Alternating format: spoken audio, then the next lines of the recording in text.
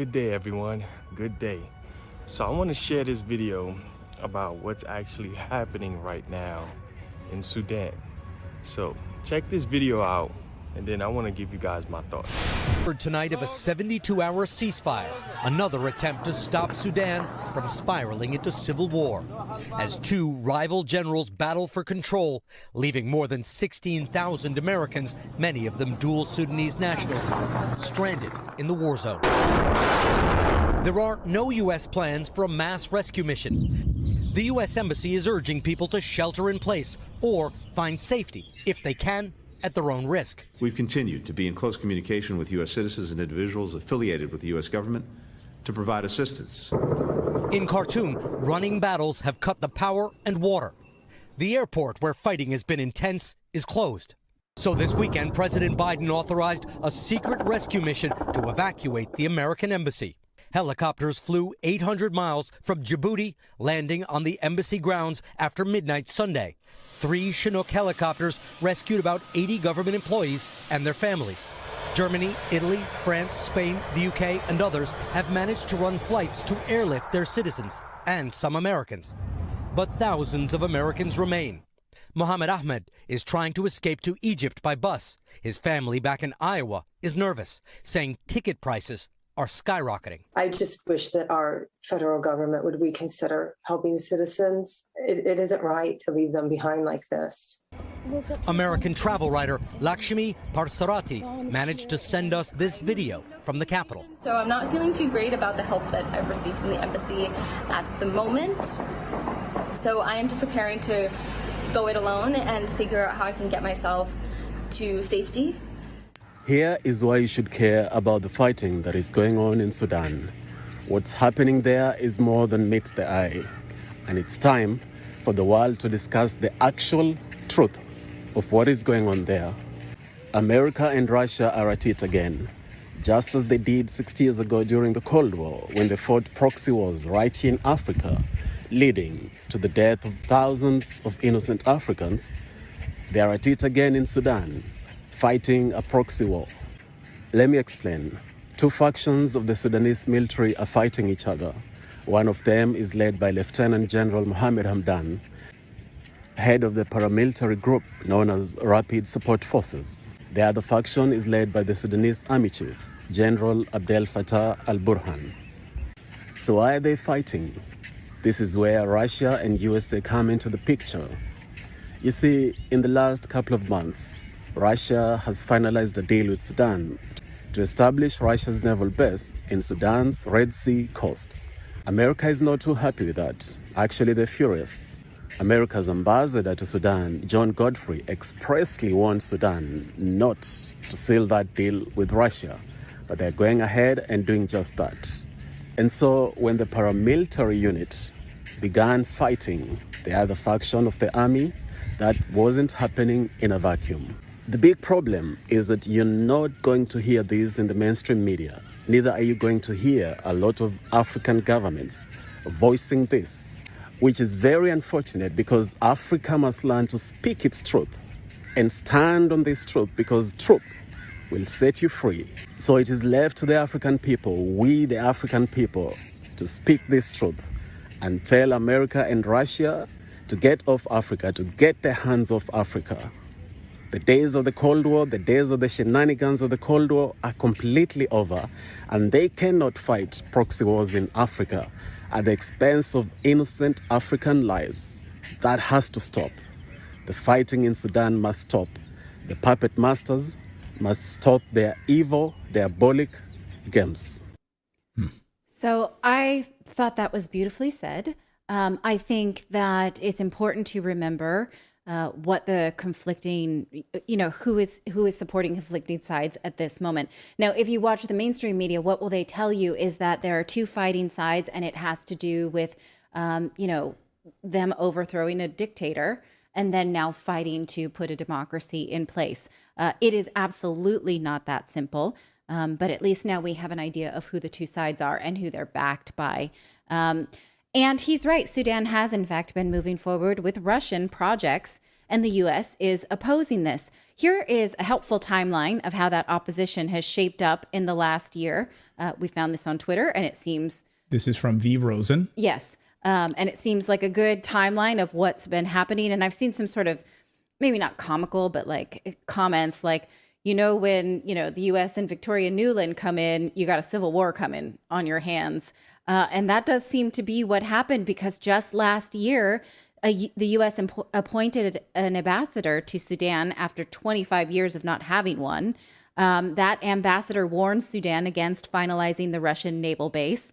Then Antony Blinken urged Sudan to consider U.S. support for the rapid formation of a civilian-led transitional government. Then the UN brokers framework agreement between Sudan's military leaders and leading pro-democracy parties. Then just in December, again, Blinken threatens a travel ban for Sudanese who endanger framework agreement deal. Fast forward to February, Sudan confirms the deal for the Russian naval base. The key players are Lavrov and Burhan. February 16th, the Biden administration sends $288 million in humanitarian aid to Sudan. Then, a few weeks later, Victoria Nuland visits Sudan to discuss democracy. Oh, whenever she shows up.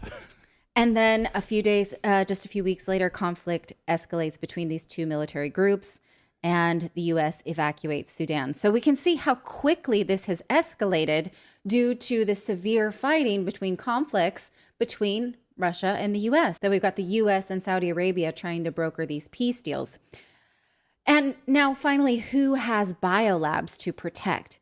Well, the U.S. has had major interest in biolabs in Sudan since the late 90s, when President Clinton bombed the shit out of a Sudanese pharmaceutical factory called Al-Shifa. This factory made medicines. In fact, it made over half of the medicines that the Sudanese people relied upon. Clinton falsely claimed that they were making chemical weapons, and he attacked as a retaliation for Osama bin Laden's bombings of the U.S. embassies in Kenya and Tanzania. The Clinton administration said that they, quote, had soil samples taken outside the plant, and that they showed that there had been a presence of a substance known as EMPTA, whose only function was to make nerve gas VX. The plant, they said, was heavily guarded, and it showed a suspicious lack of ordinary commercial activities. They also claimed that Osama bin Laden had financial interests in the plant. All of that was a lie. Of course. None of that was true. Now, incidentally, in 2006, the owner of this factory sued the U.S. government for bombing his factory.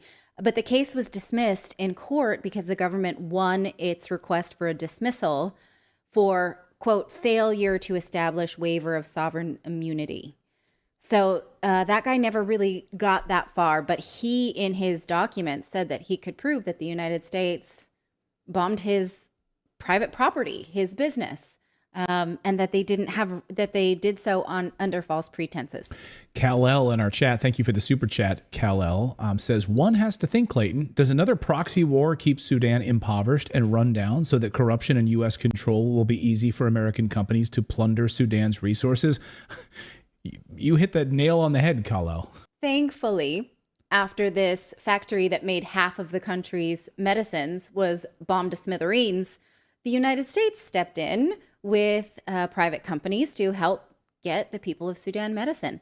American pharmaceutical companies happily stepped in after the U.S. government bombed their competition, which brings us to this question. So we know now there are American interests in pharmaceuticals in Sudan. We know now that there is some kind of biolab that has been compromised and is controlled by one side of fighting forces.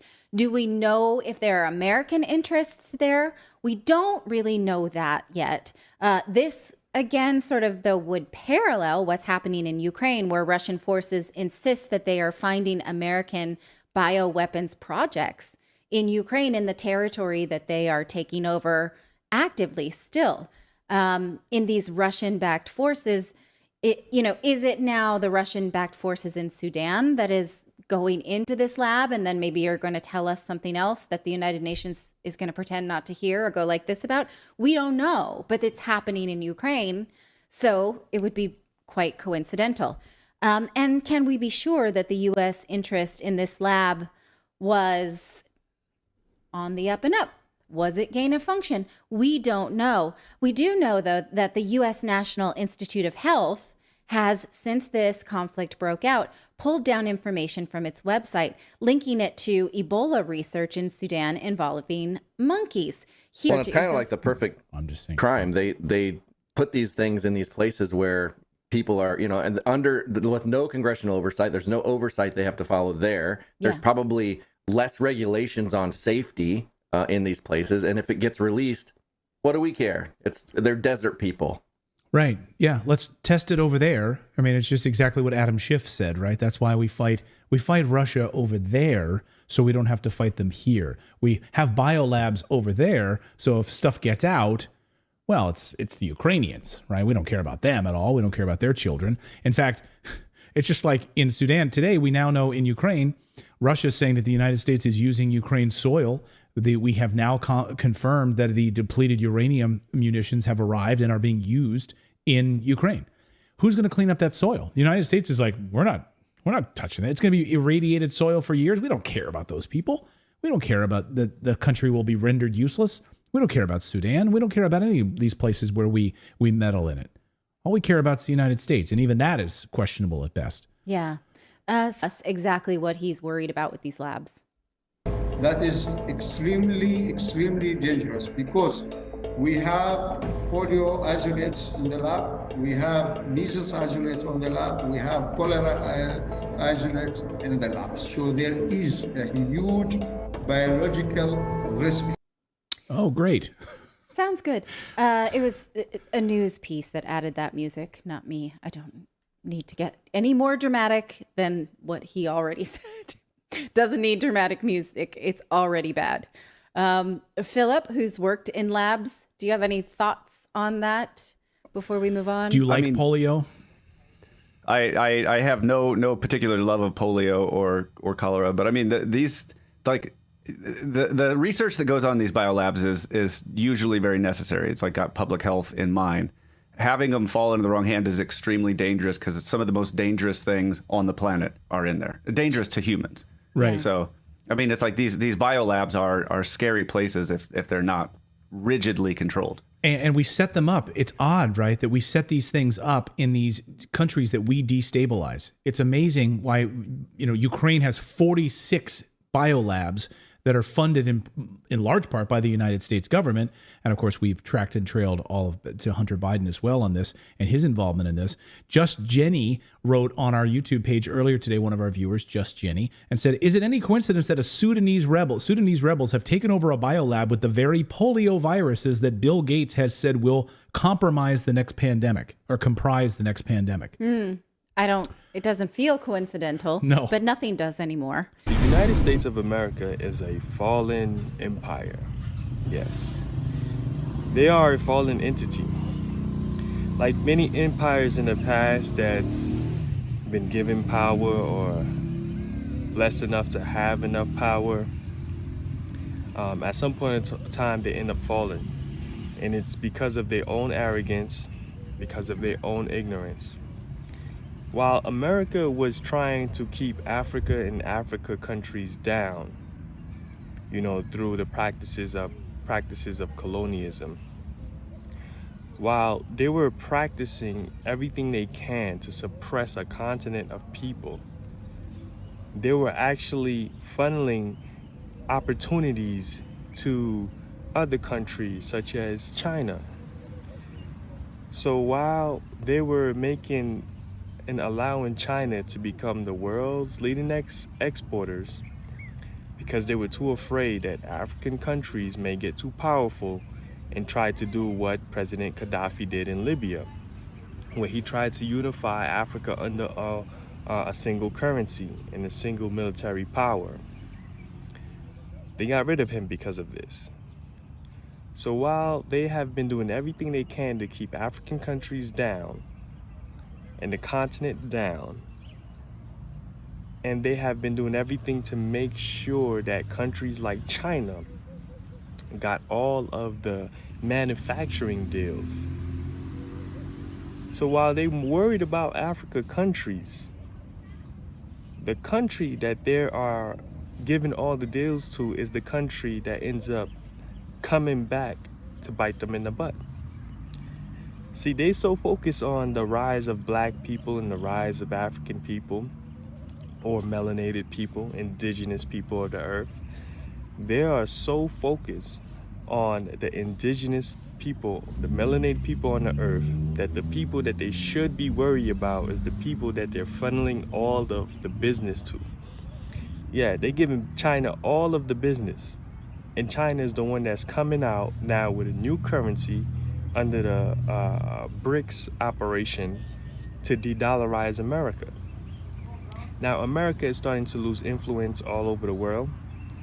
They're losing influence on the continent. And they're starting to lose even more influence because of the de-dollarization project that China and Russia, India, South Africa has put together. And they're not very happy about that. They're not very happy the fact that they cannot weaponize money anymore in sanctioned countries. They're not happy about that. They're not happy that they don't have the same power and influence, through the monetary system as they used to. Sanctions has backfired on them tremendously. So they are very, very upset with what's happening right now. And like so many prophecies from so many different religions and so many different writings prophesize about the fall of America. It's in many, many books. It's in many different cultures. Everybody already knows about, if you've been studying long enough, esoteric knowledge and exoteric knowledge, you would actually see that America is destined to fall just like Rome, just like ancient Egypt. And I think they know that. And I think they cannot stand the fact that they're going to fall and they're going to lose according to all the astrological signs that you can think of, So because of this, because they understand that they're going to fall, they don't want to be the only ones to fall. Because they understand the prophecies about the Third World War. They do not want to be the only ones who are involved in this Third World War. So my fear is to African countries and African nations.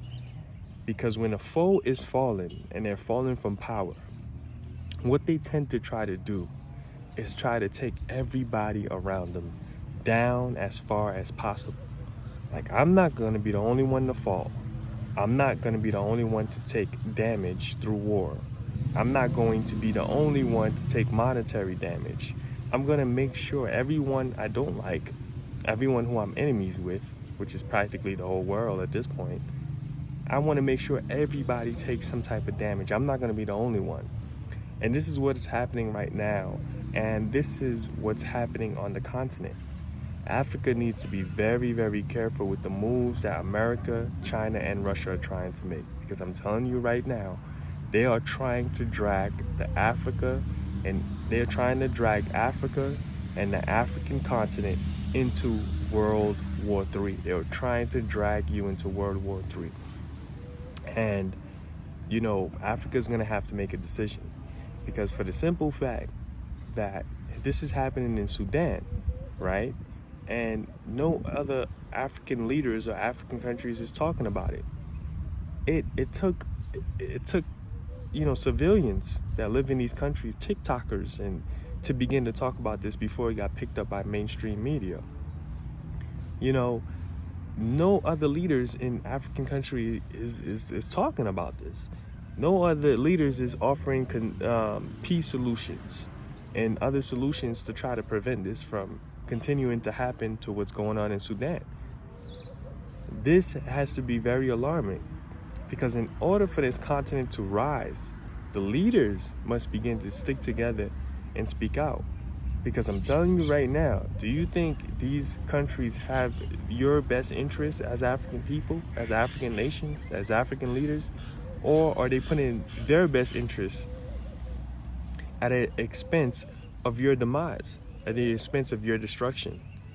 And that's what is happening right now in Africa, is that African countries and African leaders believe that these outsiders are their friends. Listen, they're not their friends. They're not your friends. They are just people here doing business. And if it means war to do this business at the expense of your people, of your land, they will do it. And at the end of the day, they will look at you and say, it's nothing personal. It's just business. So the African continent need to rise and stick together, and the African continent needs to be very, very careful and watch very, very careful how this country that is called Babylon, America, is playing this thing out. Because I'm telling you right now, they're trying to drag you into their world war. Peace.